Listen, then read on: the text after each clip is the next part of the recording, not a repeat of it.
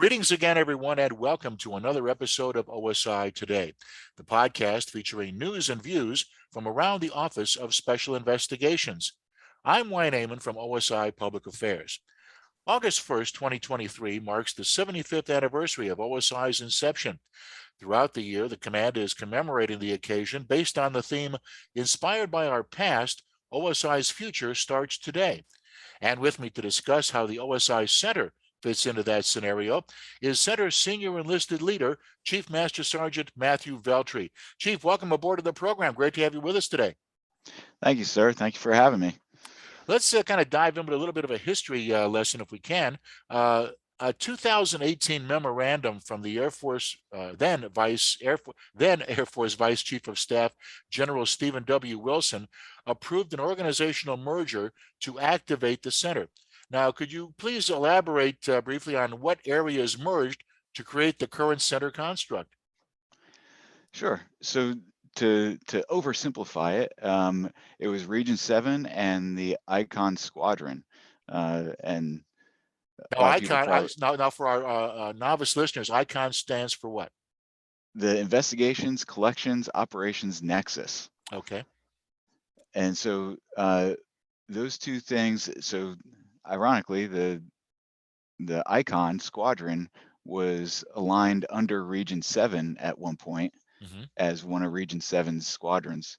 Um, and so the capabilities from both. And so Region 7 at the time had all of the command specialties. I see. And we're talking polygraph, tech service, TSCM, the technical surveillance countermeasures, Mm-hmm. digital forensics, forensic sciences, cyber operations, offensive counterintelligence, specialty surveillance team, AST, as well as executive protection. And now AST stands for what, Chief? The anti-terrorism specialty team. Gotcha. Okay. And so those were all under Region 7, and a couple of those had some direct links with the Icon Squadron. Mm-hmm. And so the Icon Squadron was developed to provide a kind of a strategic belly button, if you will, for strategic operations across the command. Mm-hmm. They also included what we now know as the center's divisions. So the criminal intelligence division, the law enforcement division, specialized services division, all of those divisions that we currently have were really housed under the Icon Squadron. I see. And so all of those were brought together to really align the command efforts from a strategic point of view, because each of those, and there's three specific areas that it was merged to kind of address, and that's the offensive counterintelligence mission, as well as the cyber threat pursuit, as we called it then, and the AST, the anti-terrorism specialty teams. Right. Those had execution responsibilities at the tactical level under Region 7. However, the strategic oversight and deconfliction and targeting was all done at the Icon Center. I see. Or sorry, excuse me, not the center, the Icon Squadron. Mm-hmm. Okay. And so, as you can imagine, that provided some conflict in mission areas and strategic goals. Mm-hmm. So things began to really streamline with this merger. Is that kind of a fair assessment? Yes, sir. Well, we like to think so. Right. Now, let's take a look at maybe some advantages that Icon / Region 7 merger offer the command. I know one in doing a little research on the command on the center is that the center itself is not tethered to any one command out in the field. So you offer your services across the entire broad spectrum of commands out there in the Air Force and Space Force. Absolutely. And so it's kind of a centralized C2 with a decentralized execution. Uh-huh. And so what that does is it allows us to, at the center, to be able to have, and throughout our divisions, to have a strategic perspective of what's going on, not only across the command, but across the globe. Uh, in various areas around the world, there's always something different that becomes a priority. Right. And so um, having the ability to control that and have the communications with our squadrons enables us to, one, support the field in their investigations and inform the senior leaders, not only from the region level to the OSI level to the half level Uh-huh. um, of events. And like we've said in the past, our mission is to find the truth, right, as Right. OSI. Right. And so being able to offer those facts and have a good strategic perspective of what's going on allows us to not get so focused on the trees, rather be able to see the forest. So it sounds like flexibility is a major part of the construct there at the current center. Would that be another fair assessment? Yes. Yep. With our 5 squadrons, 2 detachments, and 8 divisions, we can be super flexible to whatever the emerging threats or situations may be, to keep people informed, support their efforts to either combat them or neutralize them. Right. Now, you mentioned, such a wide range of expertise that the center offers. Uh, what kind of unique challenge or challenges does that diverse responsibility present for the center these days? So as you can tell, there's a lot going on, Right. um, and so each one of those requires a lot of communication, a lot of awareness, and not just communication within the center, but communication down to the field, communication with headquarters and our program managers, um, and then communication up and down to see what the priorities are of the various AORs. Hmm. I see. And again, AOR for our novice listeners, the area of responsibility. Now, in an OSI Public Affairs article a couple of years ago, the first center commander, back then Colonel Scott Kiefer, said the primary purposes of the center are to inform, execute, and integrate. How do you view that assessment by Colonel Kiefer? Well, I think that all still holds true for the center. Those are our main tenets, along with support being a large part of what we do is to provide support to the field via specialties uh, for their field level investigations. Uh-huh. So now we call it inform, support, and execute. I And like see. I said, we inform the chain of command both up and down Right. um, of situations, all the way up to DoD level. Hmm. We support our field units in any of those specialty capabilities that we bring to the table, Hmm. and then we also execute in our offensive counterintelligence and cyber missions across the globe and the half. I see.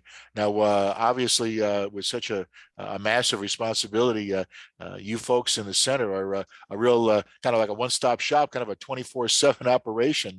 Is that a third fair assessment? Yes, sir. Our phones never stop ringing, and there's never a dull moment. I see. Now, what are some of the mission highlights the center can reflect on that are defining its legacy? Obviously, the center has been in its current construct, since 2018, so about 5 years or so. But still, I know there's some highlights the center can really hang their hat on that can really be proud of, in just a kind of a short history in its current construct.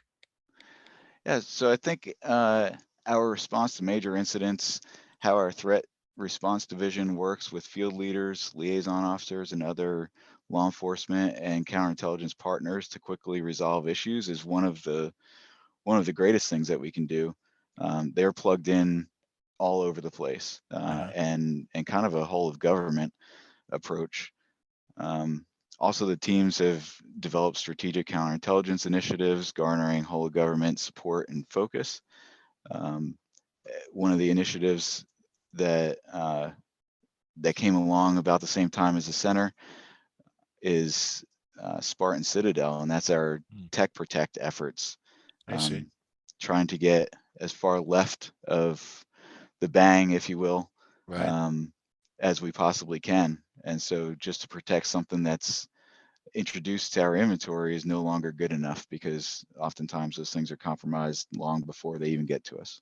And I would imagine too, Chief, that with the way technology changes so rapidly these days, you almost need like a scorecard to keep up with it. And as you mentioned, something like that certainly just in that area alone must keep the center on its toes pretty much every day. Yes, yeah, we've got a lot of professionals and very smart people up here that are able to keep track of that stuff. They have great teams that are constantly, you know, looking for ways to improve, um, and making sure that we can execute the mission the best the OSI commander needs us to. Hmm. Now, you talk about some of the great things that the center people are doing and have done. I know in my case, covering the center for OSI Public Affairs, you have some really outstanding people that take care of incidents that. They have to almost do on the fly to, perhaps maybe save someone's life or give them the guidance they need so they don't do something that they really shouldn't do. And that you can really be proud of the folks who handle those kind of situations down there at the center. Absolutely, we've got, and if I can, I'll just speak about Yeah, go ahead. our watch real quick. Yeah, Uh, to me that's the real 24/7 part that you guys have. Absolutely, both literally and figuratively. Okay. And so we've got now across the center, we've got a ton of folks from different career fields, Intel career fields, um, cyber career fields. Specifically in the watch, we have folks from the command post career fields, and Hmm. oftentimes when they come to us, they're very young in their careers. Right. And so what a lot of people don't understand is that they're not agents. So when someone calls the OSI watch or the global watch, they're getting a young command post controller Right. who's not necessarily been exposed to some of the things that we get exposed to as agents, Right. and for those of us who've been in the command for a while. And so some of the things that they deal with and the way they deal with them are unbelievable. Hmm. And you know, can't talk enough about them, how they're able to, take this information in. Sometimes it's transparent that they're not an agent to Yeah. whoever's calling. Right. Um, and and so they're able to take it in. They're able to keep their composure, stay calm, even if it's uh, really surprising or information that they're not necessarily expecting to hear over the phone. Right. Right. Sometimes it may be the first time they've ever been exposed to some of the things that they're being called about, Uh-huh. and they're able to handle it quickly, quietly, and get people connected the way they need to be connected in order to find the quickest resolution we can. Right. I kind of equate that, for in the civilian world, as far as maybe being the OSI version of, the 911 people that you call up to get a resolution and to get help with something. Is that an adequate comparison? I would say so. Uh-huh. Yeah, they're able to connect people. There's an anonymous tip line that they can answer. Hmm. Um, and so they're able to put people together, and they're able to take the information, pass it along accurately and quickly, Hmm. um, and come to a resolution. Right. Now, Chief, again, to put on your history hat a little bit here, who have been some of the more notable contributors to the center's early success that perhaps you've seen or that have come before you there at the center? So this one's kind of a tough one, because I know I've that the list could be very long and distinguished. I realize that. it is. Yeah.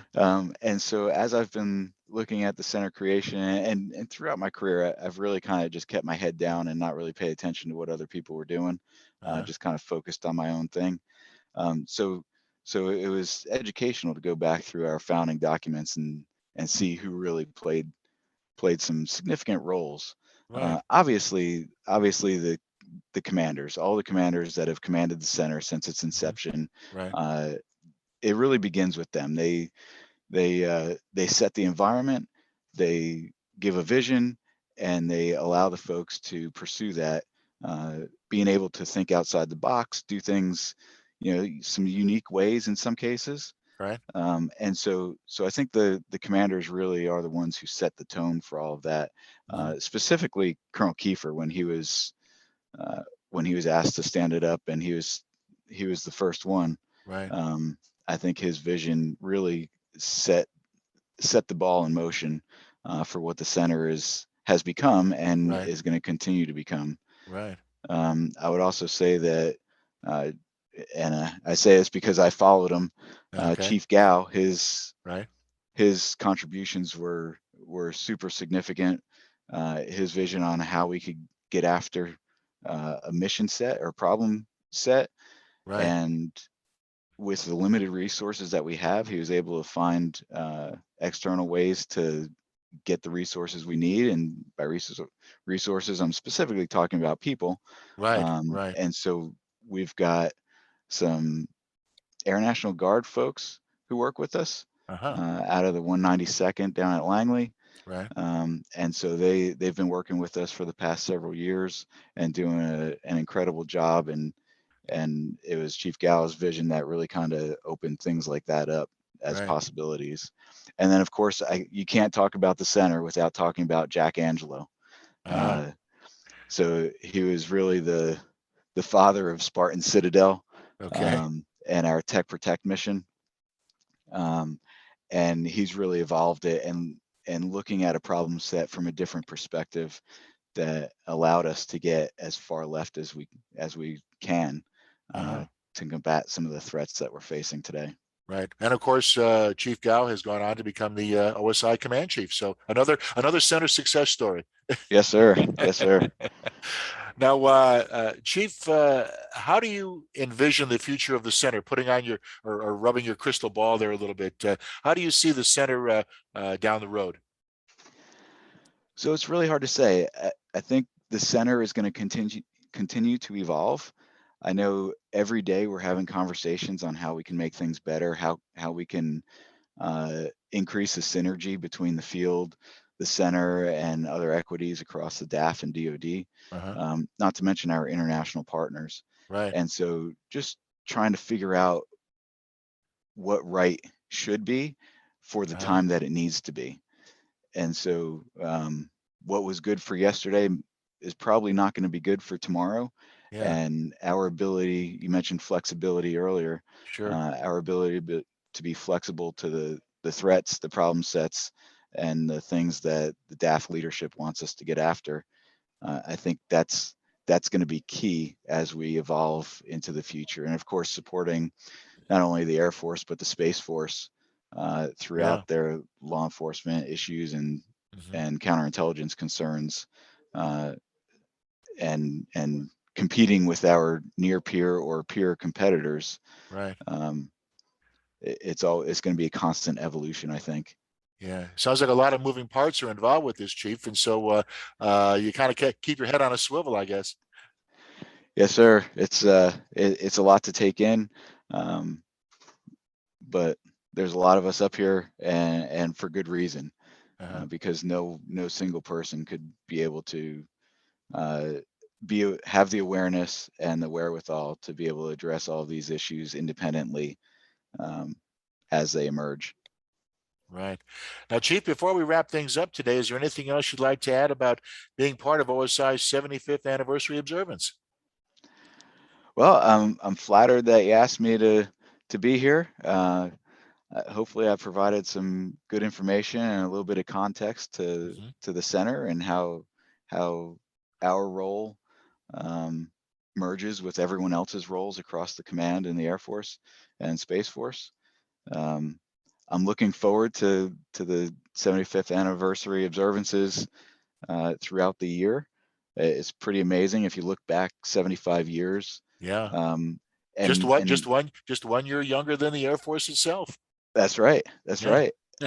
There was a lot going on back then. Sure. Just watching, I mean, and not even military related, but just watching TV, there's a lot of things that are coming up on their 75th anniversary this year. And so back in the day when Joseph Carroll created OSI and started forging it into what it's become, there was a lot of things going on in the country back then and around the world. And so I think we're going to continue to be in the thick of it for years to come. Well said. Our guest has been Chief Master Sergeant Matthew Veltri, the senior enlisted leader of the OSI Center. Chief, thanks again for taking the time to be with us. Always great to chat with you. Yes, sir. Thank you. And thanks to all of you listening for tuning in. For OSI Today, I'm Wayne Amon saying so long for now.